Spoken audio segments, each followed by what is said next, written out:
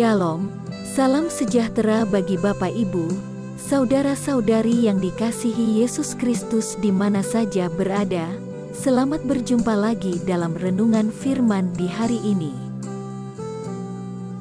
Firman Tuhan di saat ini terambil dari kitab Perjanjian Baru, Injil Lukas pasal 15 ayat 20-24. Maka bangkitlah ia dan pergi kepada bapaknya. Ketika ia masih jauh, ayahnya telah melihatnya, lalu tergeraklah hatinya oleh belas kasihan.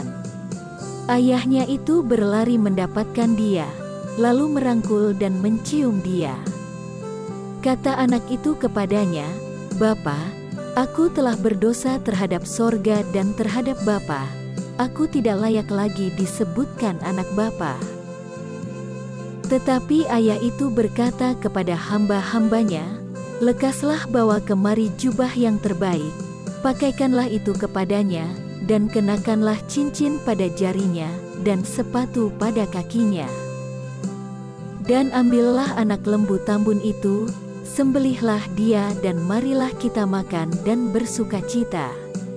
Sebab anakku ini telah mati dan menjadi hidup kembali, ia telah hilang dan didapat kembali." Maka mulailah mereka bersukaria. Biasanya, warisan akan diberikan kepada anak-anak setelah orang tua meninggal. Tetapi, lain halnya dengan perumpamaan yang dibicarakan Yesus kali ini. Saat sang ayah masih hidup, si bungsu telah meminta harta kekayaan yang menjadi bagiannya. Kemudian ia menjual segala miliknya itu lalu pergi ke negeri yang jauh. Nasib malang menimpa ketika datang bencana kelaparan di negeri yang ditempati oleh si bungsu itu.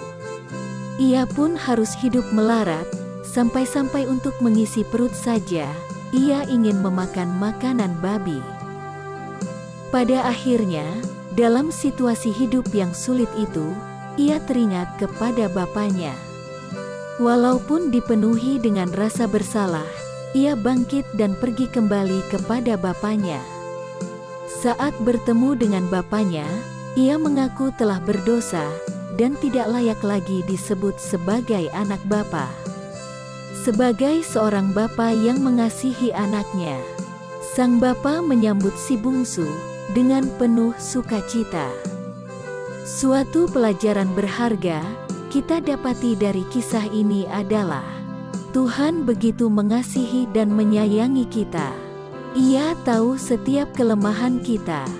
Sebagai manusia, kita harus jujur mengakui bahwa terkadang sikap kita layaknya si bungsu ini, yang tidak mempergunakan dengan baik harta bagiannya yang ia dapat lebih dahulu. Kasih karunia telah kita dapatkan, pemeliharaan Allah telah kita alami, namun kita sering lupa untuk bersyukur dan menganggap diri kitalah yang paling penting dan hebat. Kasih karunia yang diberikan kepada setiap kita menjadi sia-sia. Saat kita ada dalam persoalan hidup, barulah kita ingat pada Tuhan.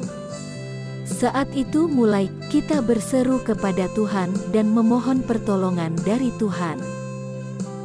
Walaupun sudah melakukan kesalahan yang merugikan dirinya sendiri, si bungsu memiliki jiwa yang besar untuk kembali pulang kepada bapaknya dan mengaku segala dosa dan kesalahannya. Sikap seperti ini juga harus menjadi bagian dari kehidupan kita. Mari, dengan rendah hati, kita datang mengaku segala dosa dan kesalahan kita di hadapan Tuhan. Allah kita adalah Allah yang maha murah, tetapi kasih-Nya bukan murahan. Untuk itu, tidak sebatas kita mengaku dosa saja, tetapi memiliki komitmen untuk memperbaharui hidup ini, tidak lagi menyia-nyiakan kasih karunia yang telah Allah berikan kepada kita.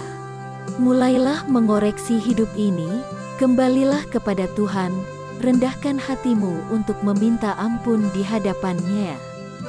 Karena itulah satu-satunya cara supaya kita bisa menikmati berkat-berkat yang melimpah dari Tuhan kita. Tuhan menolong kita. Amin.